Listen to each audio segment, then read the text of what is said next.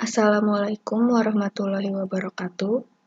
Di sini saya akan menjelaskan tutorial penerapan sistem ERP pada produksitas menggunakan software Odoo. Sebelumnya, izinkan saya memperkenalkan diri. Nama saya Bunga Zati Fulwani. Saya merupakan mahasiswa dari jurusan Teknik Industri, Institut Teknologi Telkom Purwokerto. Sebelum masuk ke software Odoo, saya ingin menjelaskan sedikit mengenai ERP. Apa itu ERP?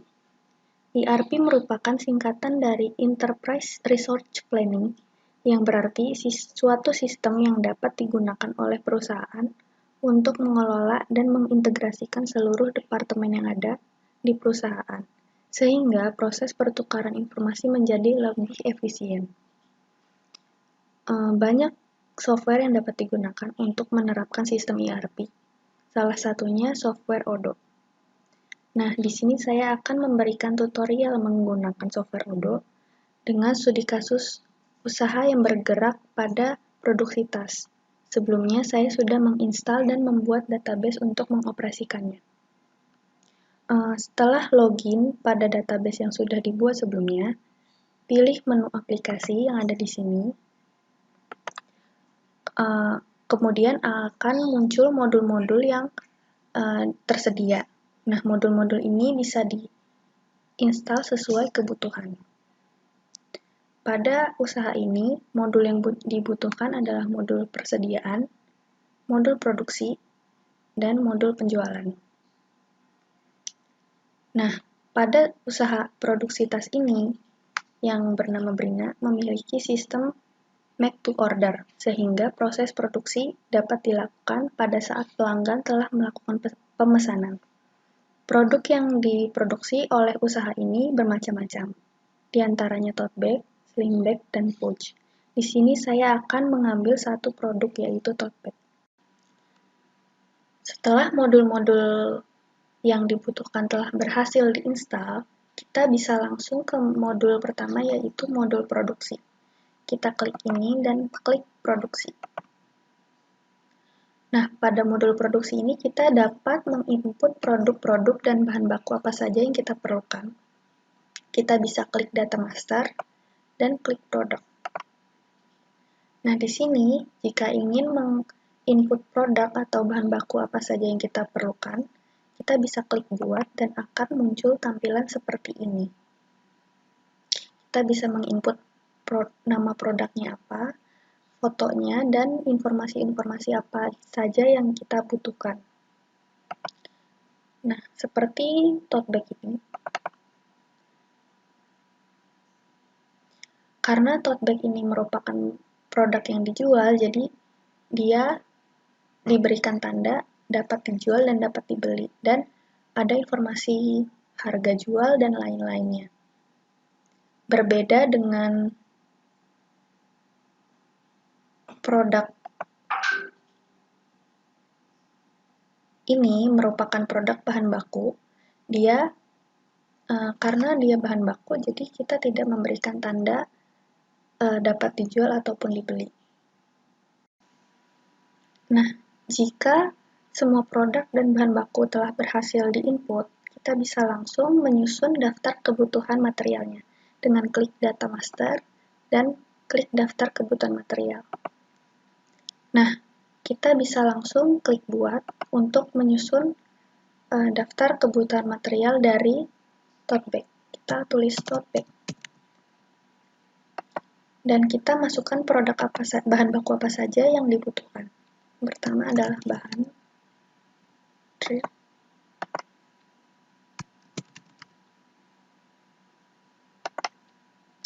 kemudian benang,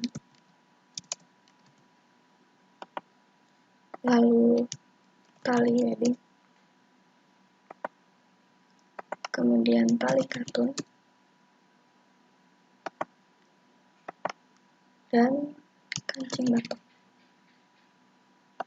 Nah, setelah bahan baku telah berhasil dimasukkan, kita klik simpan.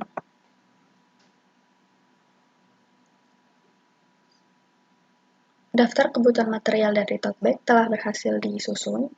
Nah, ini adalah hasilnya. Dan kita bisa lihat ke bill of material. Nah, ini ada produk sling bag. Ini adalah daftar kebutuhan material dari produk sling bag. Dan kemudian produk pouch kita bisa lihat ini juga. Nah, jika semua daftar kebutuhan material dari masing-masing produk telah berhasil disusun, kita bisa langsung ke modul penjualan. Karena kenapa? Pada usaha ini merupakan sistem penjualan yang make to order, sehingga produk tidak bisa diproduksi sebelum ada pelanggan yang memesannya. Jadi, kita masuk ke modul penjualan, kita klik buat, kita asumsikan ada pelanggan yang mengorder produknya. Namanya Naila. Kita buat. Nah, produk apa yang akan di-order? Kita asumsikan karena kita ambil tote bag, jadi kita tulis tote bag. Nah, setelah itu kita klik kirim sebagai email.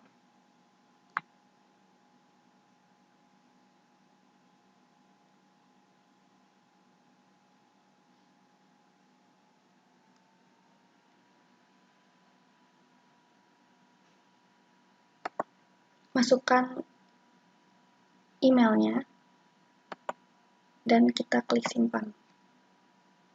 Jika ini emailnya contoh emailnya yang akan dikirim, dan kita klik kirim. Jadi email ini akan dikirim ke pelanggan untuk mengetahui kode ordernya. Nah, setelah itu kita baru dapat melakukan produksi. Karena kenapa? Jika kita klik konfirmasi, itu tidak bisa karena belum ada stok yang telah dibuat sebelumnya, sehingga kita perlu melakukan produksi. Kita kembali ke modul produksi. Kita melakukan order produksi karena tadi produk yang dipesan adalah produk tote bag, sehingga kita tulis tote bag. Nah, nanti akan muncul semua komponen yang diperlukan. Kita klik sebagai to do.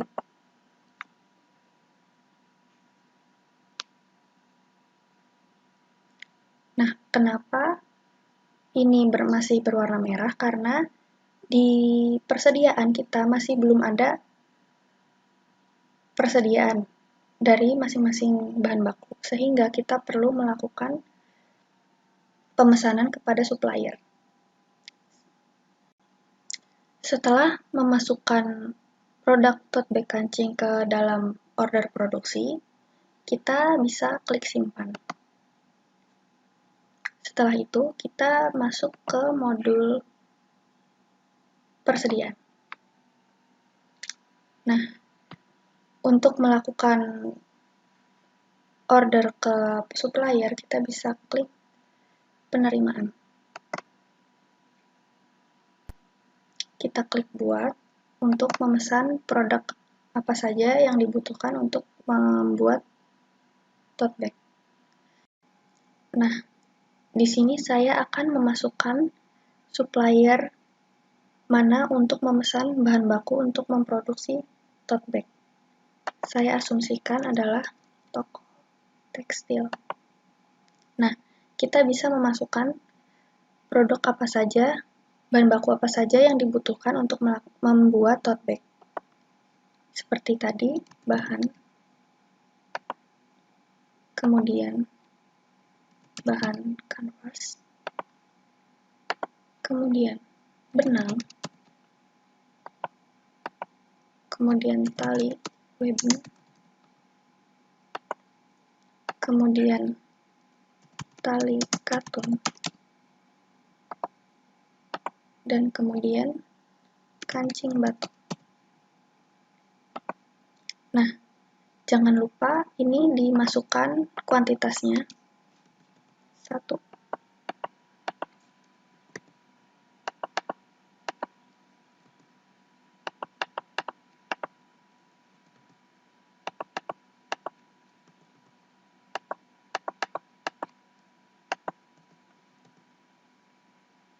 Setelah itu, klik simpan.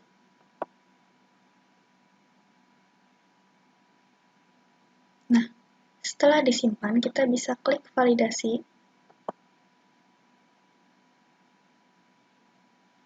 Nah, setelah klik validasi, dan di sini bisa selesai, berarti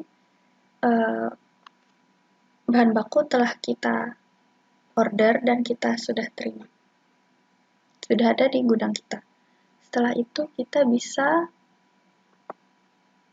ke manufacturing untuk melakukan proses produksi. Nah, di sini masih ada produk tote bag. Kita klik. Nah, ini masih merah, berarti kita bisa langsung periksa ketersediaan bahan bakunya. Nah, jika sudah hijau berarti bahan baku telah tersedia dan kita bisa langsung melakukan produksi. Klik simpan.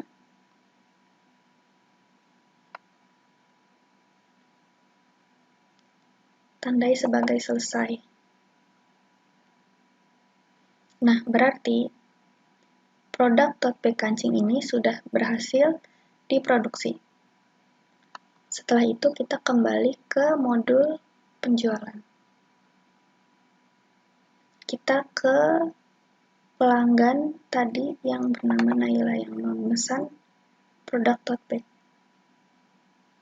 Nah, kita bisa klik konfirmasi. Kemudian buat fakturnya. Klik create dan view invoice.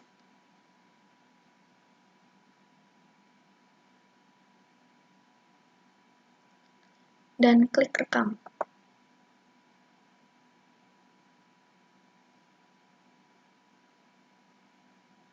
Kemudian klik buat pembayaran.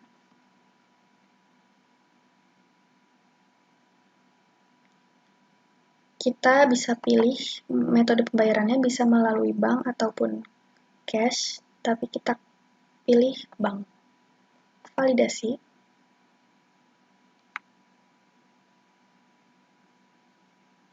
Nah, produk sudah lunas.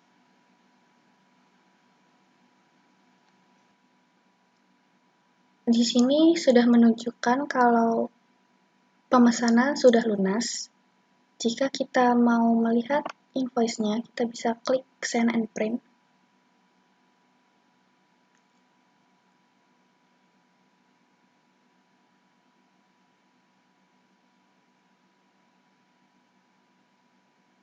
Kita kirim email lagi, kita klik lagi.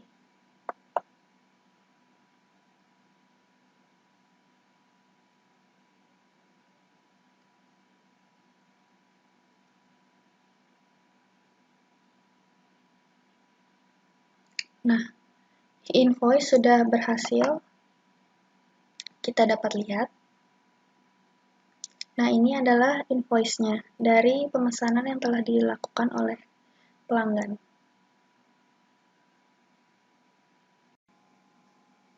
Setelah mendapatkan invoice, berarti transaksi pembelian telah berhasil. Dan sekian video tutorial dari saya. Semoga bermanfaat. Kurang lebihnya mohon maaf. Wassalamualaikum warahmatullahi wabarakatuh.